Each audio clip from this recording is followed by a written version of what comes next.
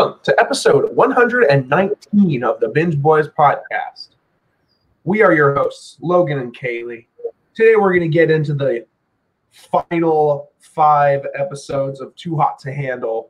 We'll talk about the remaining 4 plus the little reunion special they had a couple weeks ago. A nice and quick epi. It's not always a bad thing. So we'll get right into it, and we'll jam that beat. Please be loud. Oh boy.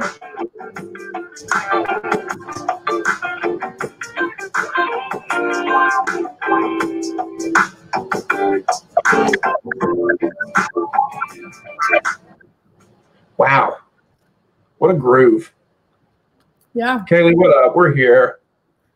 Yes. Before we get into it, a couple housekeeping things to get out of the way. Number one, we talked about them last time. We'll talk about them again. Prepped and ready. Meal delivery service. Y'all know the drill by now. You've heard me say this a bunch of times. Prepped ready meals.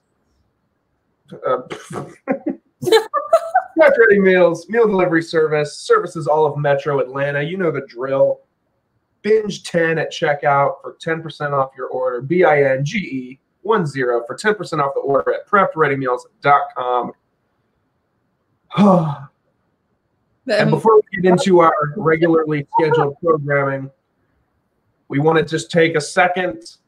Me and Pearson expressed our full, almost 20-minute long remarks on last night's episode of the regular Binge Boys stuff about the weekend, the previous weekend's events, plus, has extended on into this week.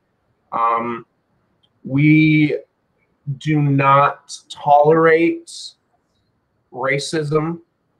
Let's just put that out there. We do not tolerate racism. We do not tolerate the hate.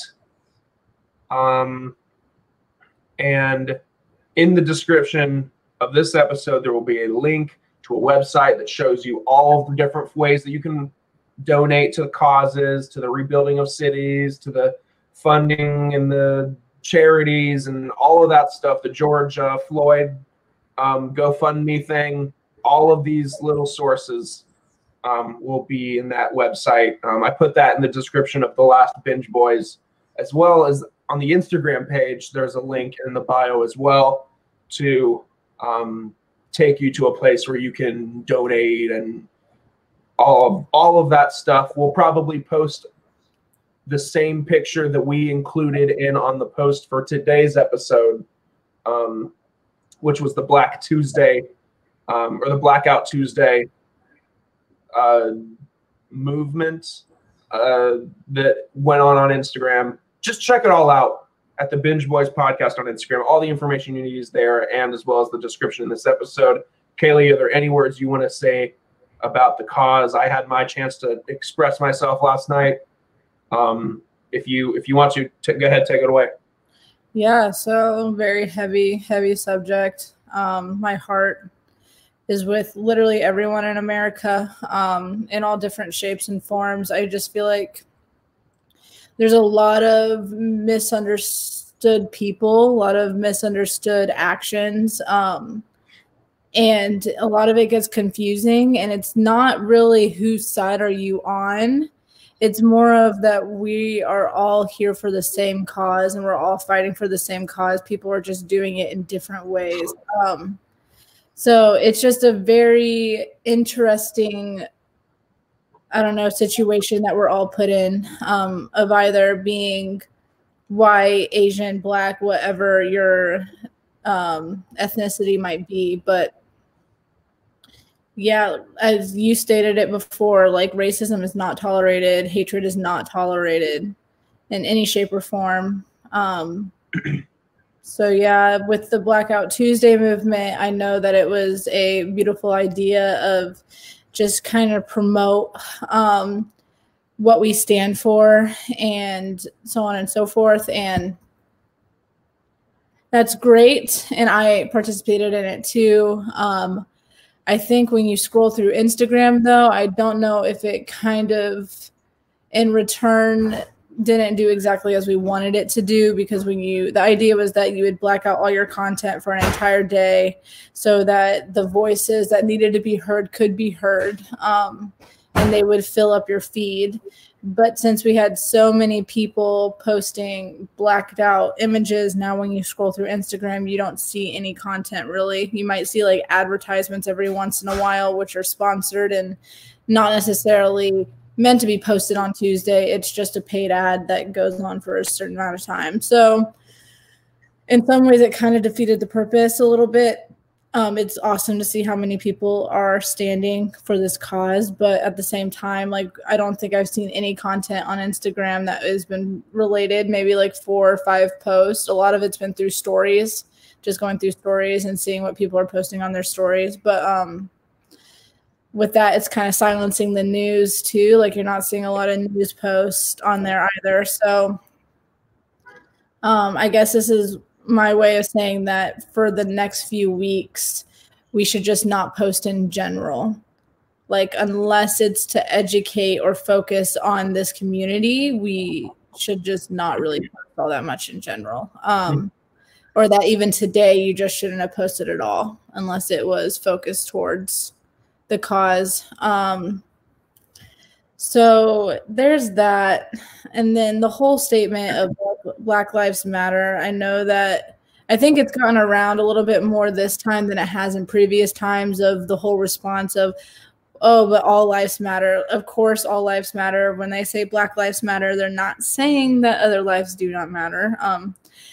There was like a TikToker or a YouTuber or something, I don't know his name, but I'm sure many people have seen this post of, if you have a child, he gave this analogy, if you have 5 children and one falls down and scrapes its arm, you're not going to go get 5 Band-Aids and give them to 5 kids. Like, you're just going to go get 1 Band-Aid and give it to the 1 kid and give that 1 kid attention that it needs for that period of time. And that's just like what's happening now. Like, no one's saying that not all lives matter. Of course, all lives matter, but the Black community needs it more right now. They need more focus and more love.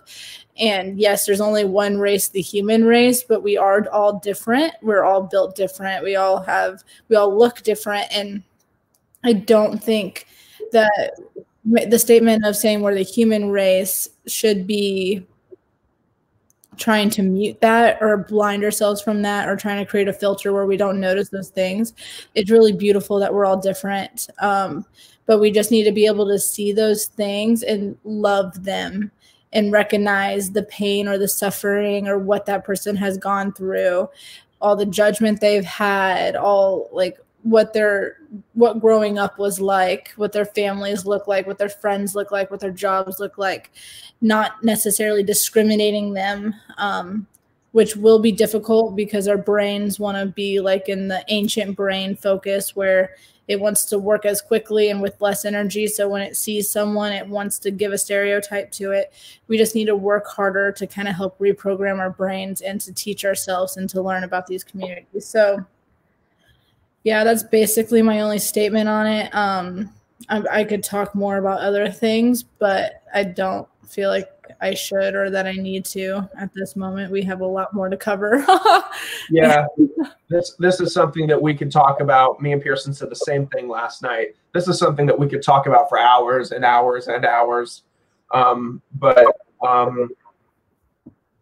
think what I said last night, or what we said last night, was pretty damn good. And a lot of people have said it, and so I'm just going to re-echo it.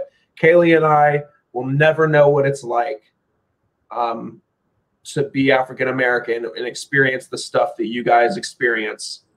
But the best that we can do is to show our support and help y'all in any way we can, and hopefully progress forward.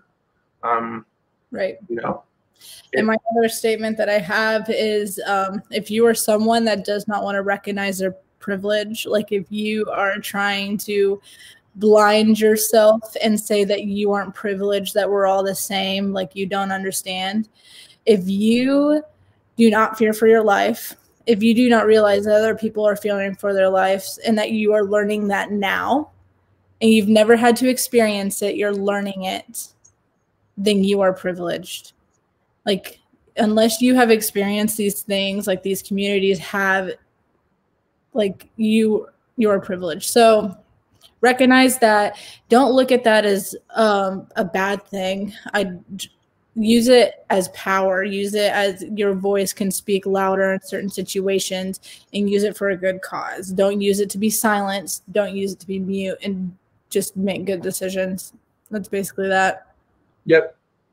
Hit the nail on the hammer. That's it. So yes, go to all of our links. Go to the descriptions. All of the information is there. But anyway, moving on to the real content here. We have episodes 5 through 9 of Too Hot to Handle. We finished the show. We will give our scores and thoughts of the show overall after we finish, going through the plot of each episode. But I genuinely enjoyed it. I really liked the show a lot more than I thought I was going to. We said the same thing last week. Pretty safe to say that you thought the same, Kaleigh? Yeah, I did. Good deal. We'll get into our conclusion thoughts at the conclusion. We'll start it off with number 5, episode 5.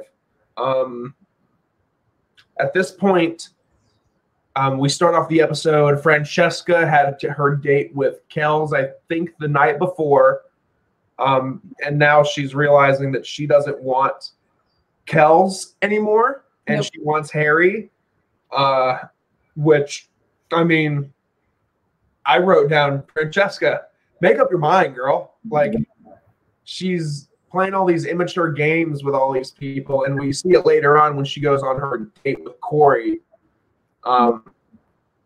which I think maybe I believe Kori when he says he finds Francesca extremely attractive, but I feel like the producers may have had a hand in saying, like, Kori, you should most definitely try to ruin the strongest relationship right now on this retreat.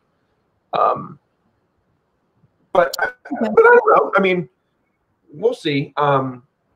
So again, we'll go on. Sharon and Rhonda admit that they had no sex in their fantasy suite type deal, the private suite. But they did other things. But they did other things that costed them. They costed the group $16,000. And at this point in the show, they now have $78,000 left. Still a pretty good prize, I think. Any thoughts on Sharon and Rhonda not having sex? Kind of surprised, honestly. I was kind of surprised. I don't know. This sounds really bad, but it's almost like they did the Christian loophole.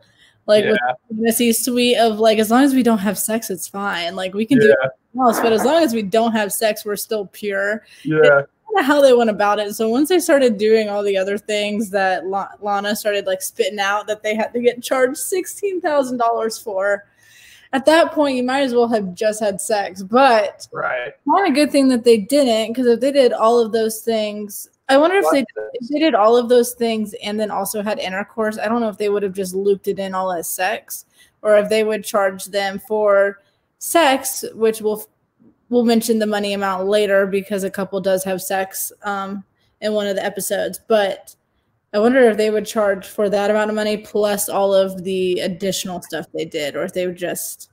That's a really good thought. I didn't even think about that, about how they could just, if you have sex as well as the foreplay leading up to it, they could just throw it all in a bucket and call it, you had sex, you did it all, and then charge for sex as well, because then you'd have to factor in them getting charged for kissing, so that's $3,000.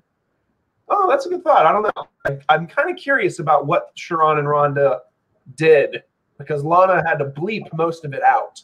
We didn't get to hear pretty much anything, but it seemed like the rest of the cast members were quite disgusted. Yeah, I know. So I'm very curious. Very curious what they did. Like I said, Christian loophole. I'm very interested on what weird stuff they did. But if it is what I'm thinking and they just roped the foreplay into the intercourse, they should have just had intercourse. Right. Because it came out to be around the same. essentially, it was a few grand less than just having sex. Right. But so then moving on a little bit more, Chloe and Bryce kind of have a quick little moment.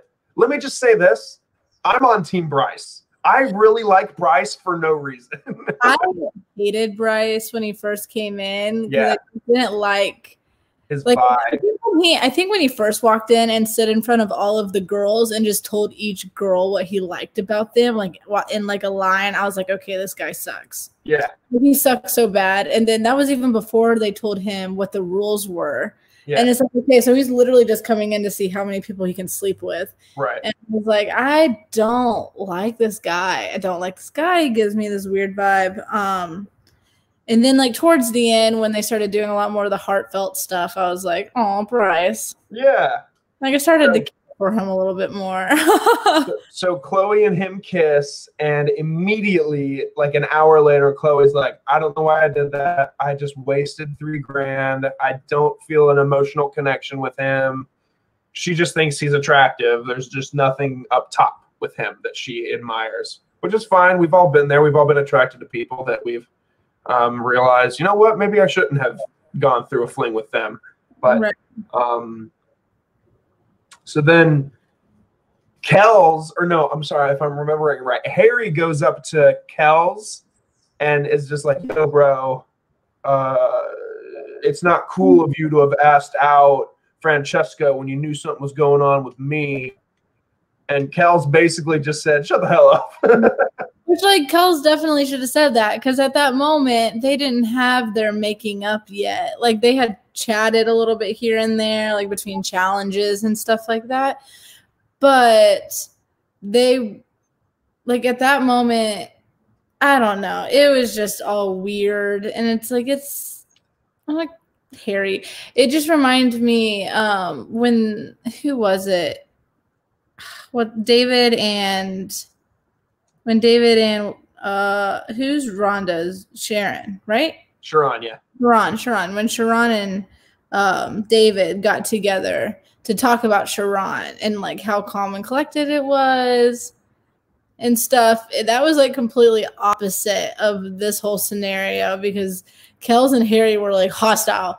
And they're like right off the bat. I was like, dang, okay. Right, yeah. There's a lot of guys fighting over girls and no girls fighting over guys, which is quite interesting. Yeah, I thought so too. So different. So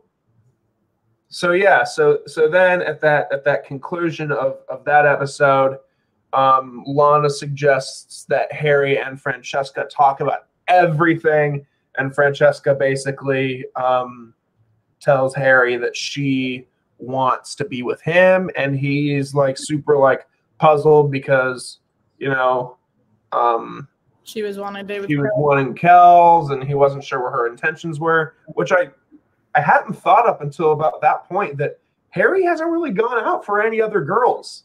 He's been trying to chase Francesca the whole time. So Harry, why he may be a sleazebag at some points for lying and shit, he's not really a fuckboy. I mean, he's really been for Francesca the whole time. Right, he really has not. And honestly, at one point, honestly, like if you kind of think about it, Francesca isn't really a fuck girl either. Like she was on the date with Kells, which she got kind of fuck girlish, but then when basically Kells kept telling her no, she was like, okay, then I don't want you. Right. Which is pretty fuck girlish. But then when everything happens with Kori, you can tell that she's changed a lot. My only thing with Francesca is she is just super horny. Oh, yeah. That's what it is. I don't even think that it's more of like how many people can I sleep with? Hers is more of like, okay, if you can give me what I want, like I'll stay. Like I just am horny. Kind of thing. Like they are so horned up, especially Francesca. But so then we get the like little cliffhanger of, will Harry accept Francesca's proposal? Well, of course. Spoiler alert. He does, because he'd be an idiot to not be with her. They're both and each other.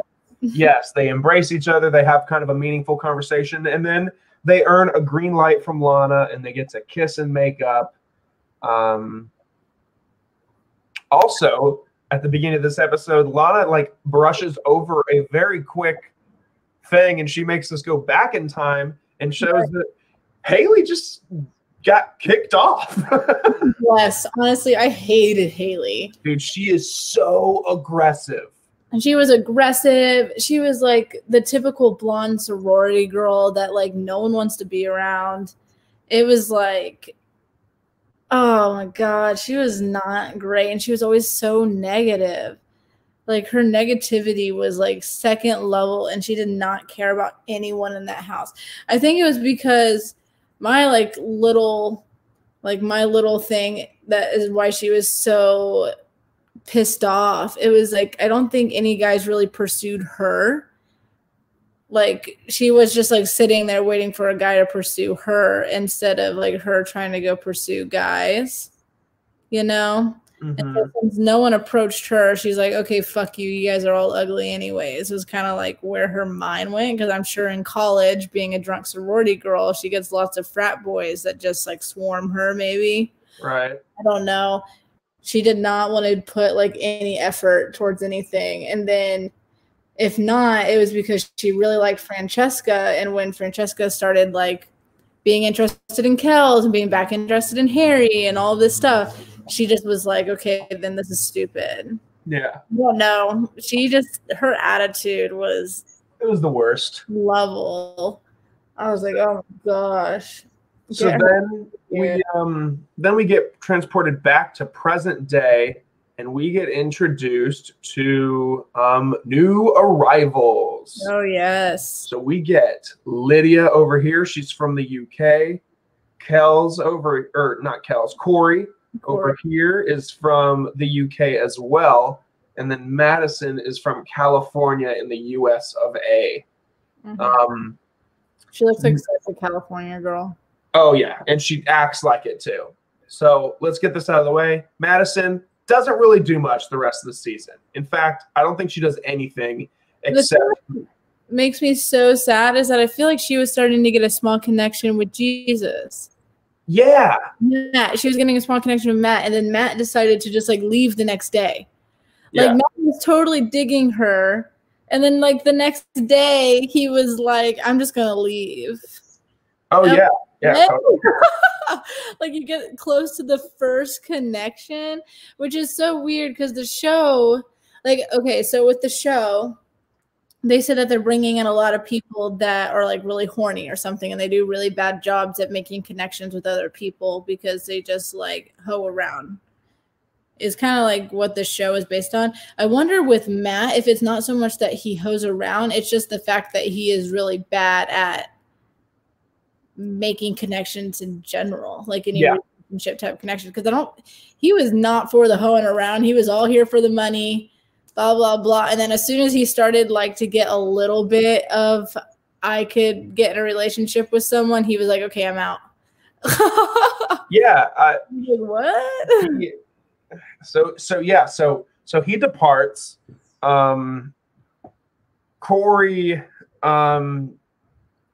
Kori and Lydia are the two power players for the rest of the season. And Harry and Francesca get tempted with the private suite. Spoiler alert, they take 20 grand away from the group from having intercourse. And Kels is pissed, not only because he's the accountant and he keeps track of the money, but because he's probably got a little bit of a sliver of jealousy from Harry. And then the next day, Matthew just departs from the island, and then Chloe and Kori make out at the fire pit. So just money. Chloe. I'll get into Chloe when we give our final thoughts about the season. Episode 7. My first note for episode 7 says, "Oh no, Kori is a fuckboy." And yeah, this dude is canceled, Kaleigh. Kori is canceled. He is not great. And everybody's like, oh, he's so attractive. And I'm like, okay, the leg tattoo is kind of cool. I think the tattoo pretty and but the curly hair, and he has pretty eyes. yeah, I think as soon as he starts talking, I'm like, okay, I don't care anymore. Yeah, it's like, all right, bro, once you start talking, I'm out. Like, he's such a douchebag. Like, it's horrifying how dickish this guy is. Yes, it's rough. It is so rough. So yeah, so we get Kori. Lana grants him a date. But before that, sorry, I missed this. Rhonda has a child. She drops that on the entire cast. Not a huge deal. I mean, it was nice to divvy up the drama for 30 minutes, but I mean, she introduces this kid to Sharon, or not introduces, but she tells Sharon about it. And I was picturing Sharon to be really taken aback, but he honestly took it very well and was like, listen, if getting to know this kid is part of getting to know you, then I'm willing to do what it takes. Yes, and honestly, it was super sweet. And like later on when they continue kind of that progression of her son. I really like why do I forget everybody's names? You just said it too. And Kori. Rhonda. Yeah. Rhonda. I really like Rhonda. Yes. A lot. I think Rhonda became one of my favorites as well. She's just the most mature, I think, in it all. Easily, yeah.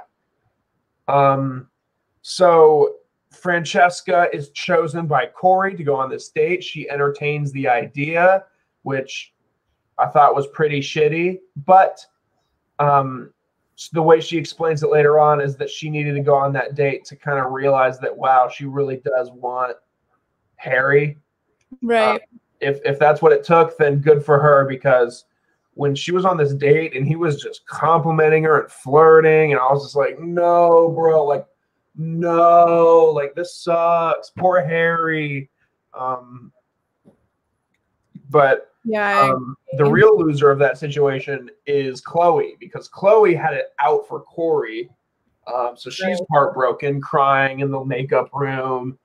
I felt really bad for Chloe. And honestly, Chloe really had a point when it came to Francesca with like her not coming to her and saying something of, oh, hey, I got a date card or something. I don't know. Yeah. I felt bad for the girl. Yeah, I did too. Chloe seems like a good girl. Like she was like, she put on her Barbie dress for him and stuff, and she got so excited for this date. So excited. And honestly, screw Kori. Like I get that Francesca's attractive, but like it might be because he's from the UK too. But like Chloe's accent is so cute and she's so positive. Like Chloe's a cute girl. And she's clearly been like following you around. Like you should have just went for it. I don't know. Yeah, I agree. So then all of the girls, because tensions are high, they go into what is probably the weirdest workshop of the entire season, where they all, for lack of a better term, analyze and paint their vaginas. Yep. I get the purpose of it's a whole like self-love thing. But come on. It's kind of a little bit weird. But I mean, it was kind of cool. I mean, it seemed like some of the girls really grew from it. Because I know a lot of girls, I'm not a girl personally, no offense, no surprise. Right. But I know from dating girls that a lot of girls, if not all girls, have insecurities, no matter how pretty, no matter how beautiful they are. And so this kind of helped out with that for a lot of them. And I was pretty like, okay, good deal. Good for them. Yeah. I think when it comes to like, I forget the term that she used for their vaginas. Do you remember what the term was? I was saying it the whole day afterwards. I feel like it started with an L, maybe. Yeah, I don't 100% know. I'd have to go back and look. I feel like lots of girls can actually be pretty insecure about like what theirs look like. Like that's actually a very true thing, because if you ever do watch porn or like magazines that have that type of stuff, like all of their everything is like a certain perfect shape. I don't know. It's like this dream world thing, and sometimes it makes you think like, oh, that's a, like you kind of forget like, oh, that's a body part, and obviously it can look different, just like your arms or your legs or your feet or your hands or your boobs or your face or your nose. Like it can look different just like everyone else's. But since it's like something that I think everybody just worries about to a different extent, I don't know. It's just a lot of people get very insecure and like worried, like, is that okay? Like, is it okay to look like that? So that was a really, really good lesson, I think, to lots of people. And I really liked when they started drawing their vaginas, that they didn't necessarily actually draw their vaginas. It was like what it symbolized to them. And that, which was really cool. So, yeah, they have that workshop, which is really powerful for them because it makes them appreciate themselves and each other a little bit more. David and Lydia make out a little bit. They've been onto each other like, you know, an analogy, ever since Lydia arrived at the island. So they spend $3,000 there, and overnight that night, Francesca gets a little under the covers with Harry and doesn't think anybody's going to notice. But they cost the group $6,000 there. Yeah, because she literally blew it. But going back to David and what's her name? Lydia. David and Lydia. This is just putting the nail in the coffin on how much I love David. Like David's the best. Like if I think one person had to win this whole thing, it should have been David. I agree. I love David. When he like went up to Lydia and was like, I was wondering if I could take you on a date or something to have drinks. And it was like he just walked 6 steps and then sat on a log and they just drank and talked. Like the fact that he even approached it like that was really sweet. Like I agree. He's a very sweet guy. So then we have, I wish there was a photo with everybody, but I guess not. Oh, well. I guess, I wonder why they didn't do that. Maybe to build suspense over more people being added. But then, now the prize stands on the episode before the finale at $43,000 after Sharon and Rhonda's escapade, them blowing, or Francesca blowing it, and the kisses here and there between Chloe and Bryce, as well as the last two, David and Lydia. But here, finale. It's 56 hours until the winner is crowned, a couple days. And right off the bat, we get a great moment between Sharon and Rhonda, where Sharon is like, listen, this experience was great. Money or no money, I met you. Do you want to be my girlfriend? Like, you want to take this relationship to the next level, which is us leaving the island and being a couple together. And she says yes. Yes. I love them. They're so cute. Correct. And then because of that genuine conversation, Lana grants them the green buzzer. So good for them for doing that.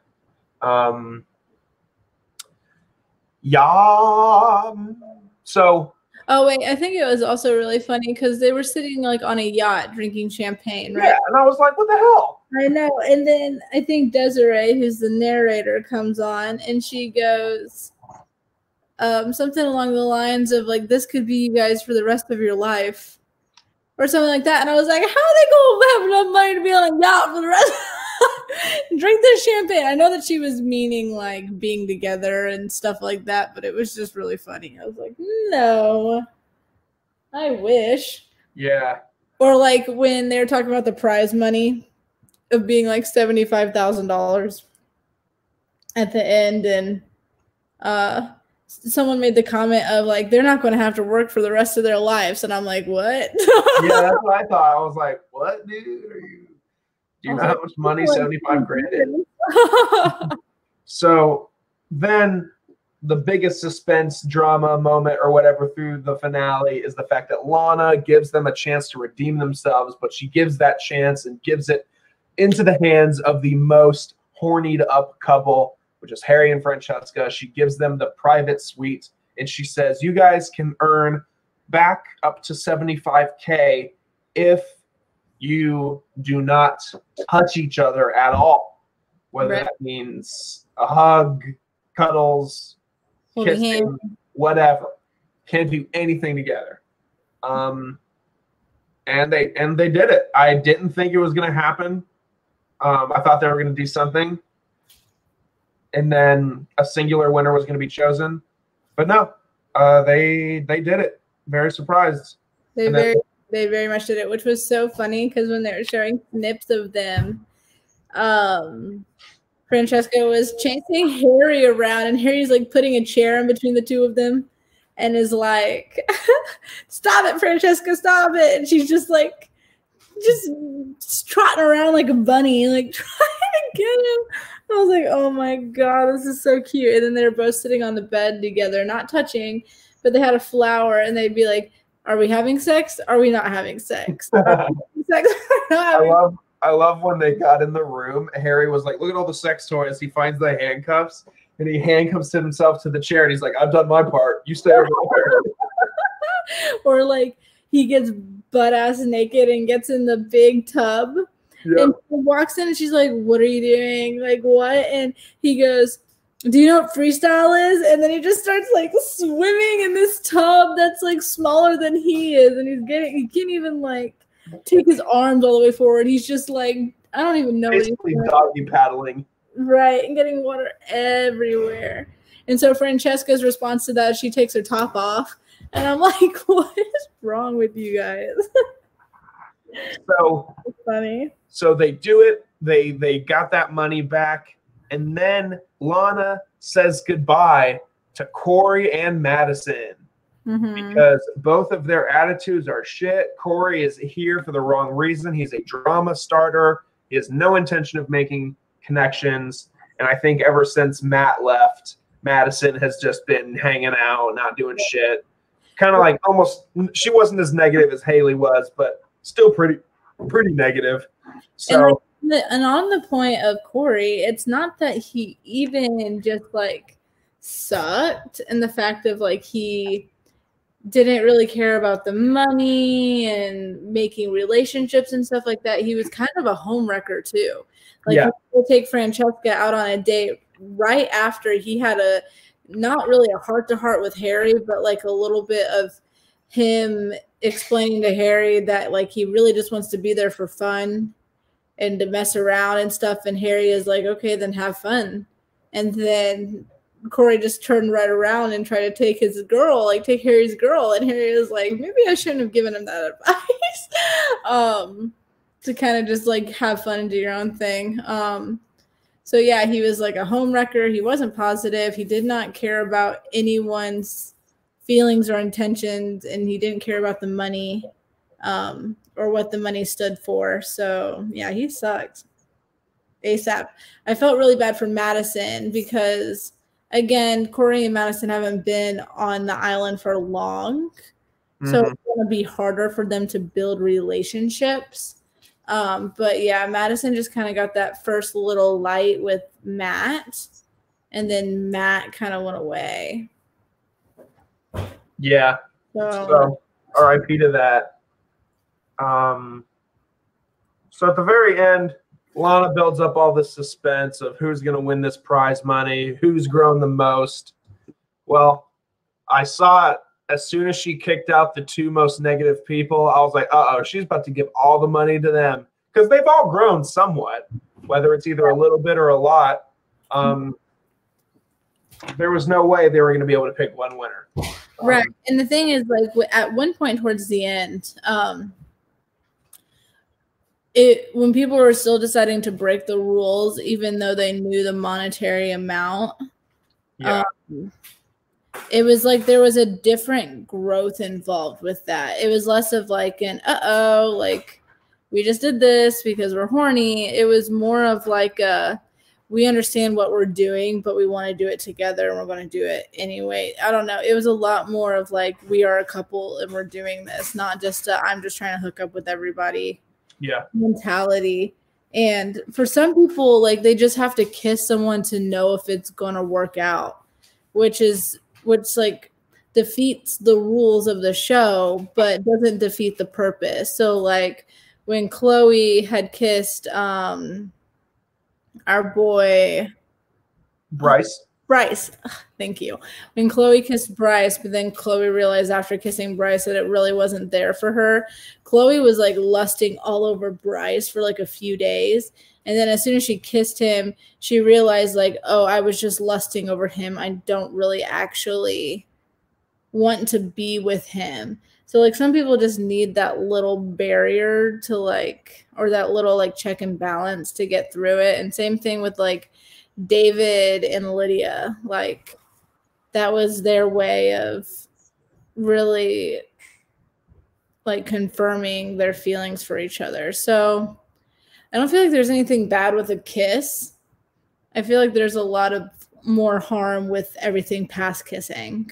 Yeah. If that makes sense. This picture of David, what is he doing? I have no idea. David's face is interesting.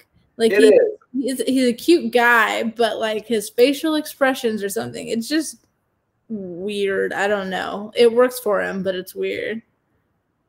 So that's it. That's Too Hot to Handle. There was a reunion episode. I'll be honest, it did nothing for me. Other than tell me that Harry and Francesca broke up and now they're getting back together, and Sharon and Rhonda.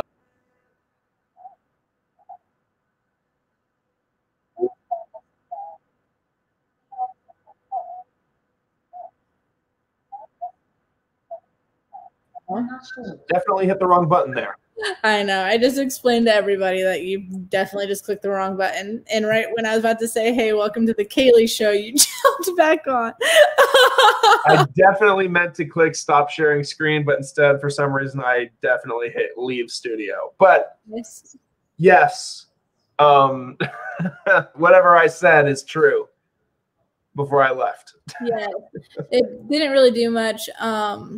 You said that how Francesca and Harry broke up and got back together. Yes. It was pretty weird and on the spot and immature of him to like propose to her with a ring pop. I'm like, y'all are 12. It almost feels like this. They didn't need to have a reunion for this. No. I mean, the Love is Blind one made sense. But yeah, that one made sense because Love is Blind happened so long ago. Yeah. It was like a year and a half before it premiered. I don't feel like it was that long before Too Hot to Handle came out. And it was like during a pandemic. So I don't know. It was just kind of awkward. I just felt like I was watching somebody's FaceTime calls and I didn't feel much of like a reunion. Yeah, no, I 100% agree. And there really wasn't that many couples that came out of it either. There was only 2 couples that really, or 3, I guess you could say 3, but 2 solid couples that came out of it. Yeah, agreed. So it was weird to have a reunion, which Harry and Francesca, like, they're cute, and I believe that they love each other or whatever, but it's like middle school love for each other. Yeah. It's like when you're in middle school and you would dream with your middle school boyfriend about whatever and would just sit and joke about whatever and nothing was deep or got anywhere. And like towards the end of Too Hot to Handle, Francesca asked Harry to move in with her basically. And he was like, you want me to move to you or something? And she was like, yeah. And I was like, okay, that's a really big step to make. And then when they did the reunion, they were clearly in different buildings. So I was like, okay, it didn't happen. It didn't work out. I actually kind of knew that they were still together because I was on TikTok, and I guess they're TikTok famous together. Yeah, I suppose so. So they're still together right now as of like maybe 2 weeks ago when I saw the TikTok. But yeah. That's about it. That's too hot to handle, guys. We really liked it. What would you give it out of 5 there, Kaleigh? I'd probably give it a. I give it a 4.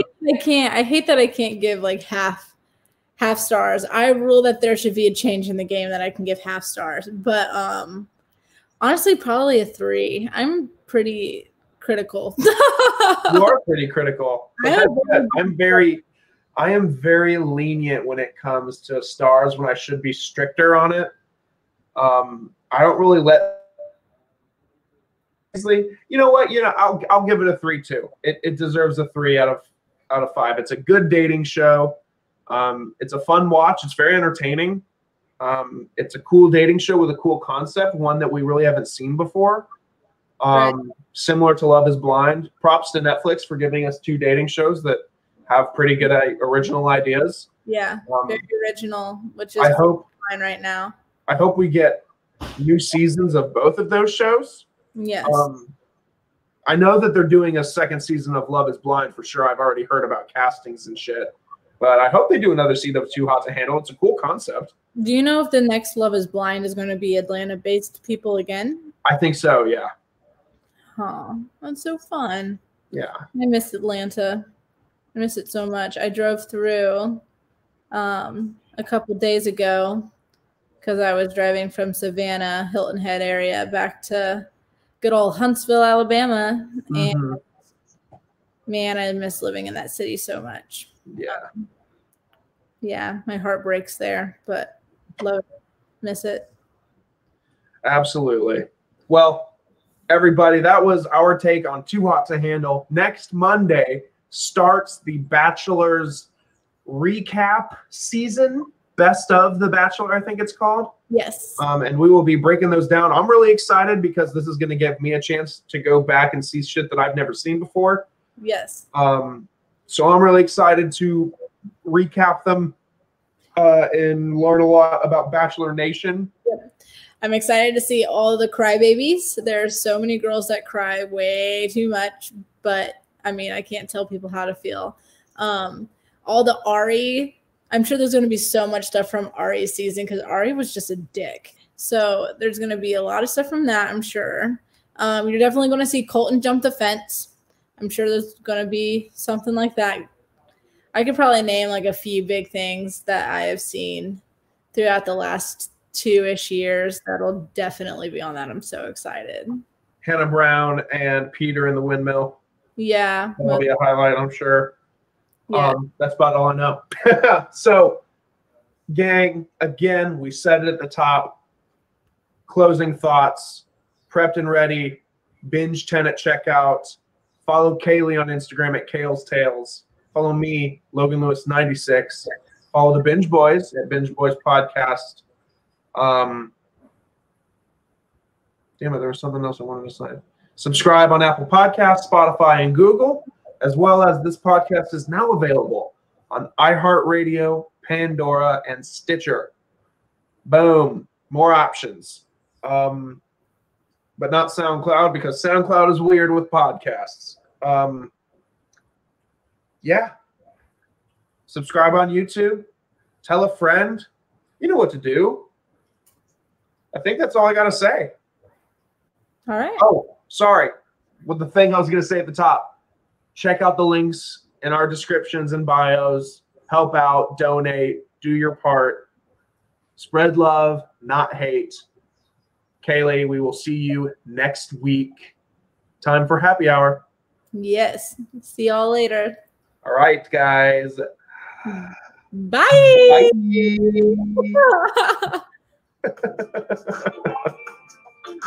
Time to get my drink on. Yeah.